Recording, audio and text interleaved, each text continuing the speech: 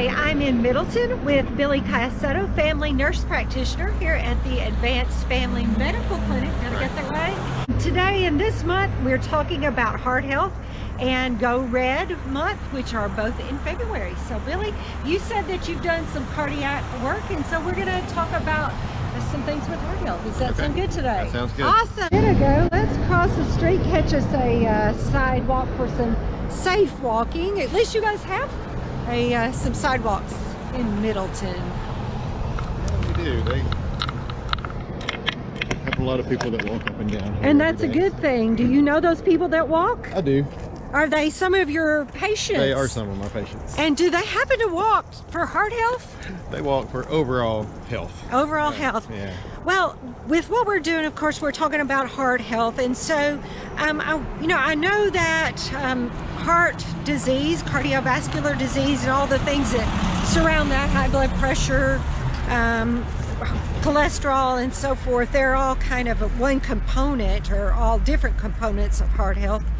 But I understand that heart disease is a leading cause of death for both men and women. It's really higher for women than a lot of people think. Right. Does that stand true with your patients? Yes, it does. It's pretty much true across the board.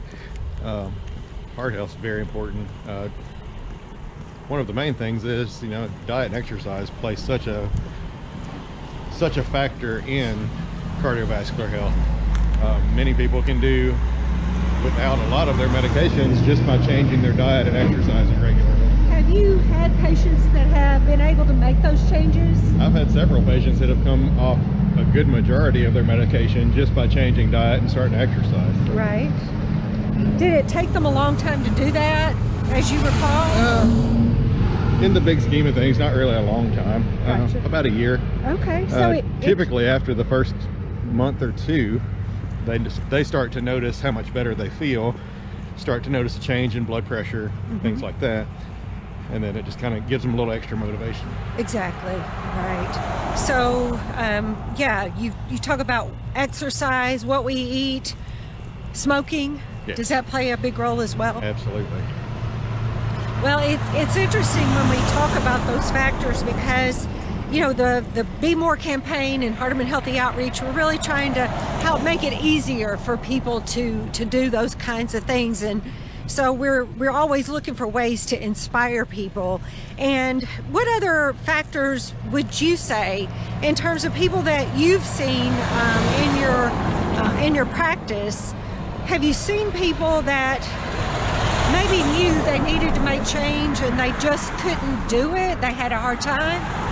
I just had several that just find it hard to eat healthy. They find it hard to exercise. They just don't have either the time or the money. Right.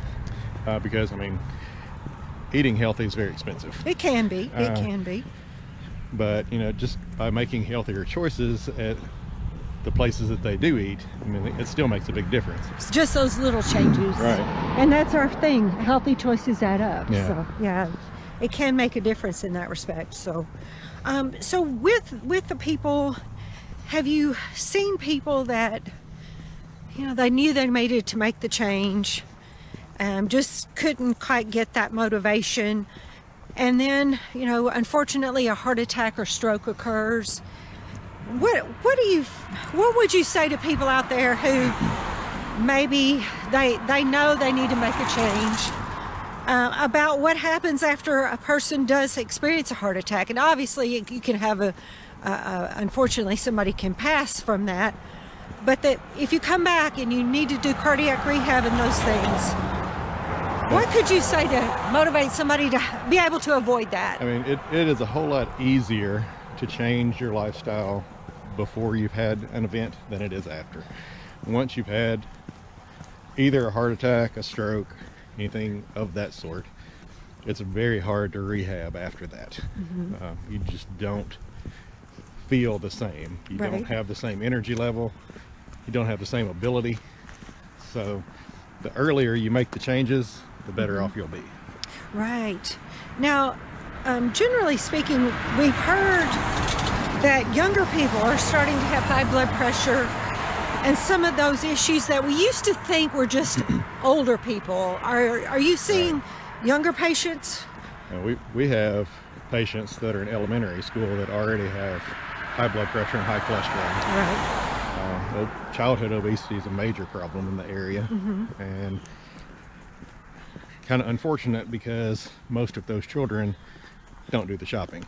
So And that's true. That's a good point. So if the parents make the changes, the children will kind of follow in their footsteps. That's true. That is true. It makes them easier for those children. Right. So, well, we're almost back down here to City Hall where there's a walking path here in Middleton.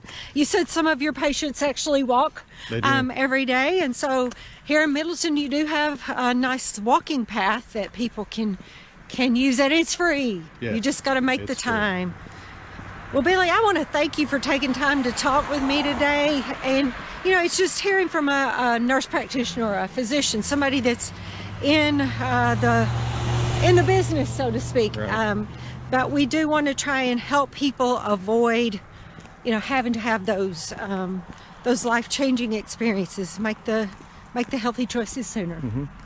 All right. Well, thank you All right. very much. You're welcome.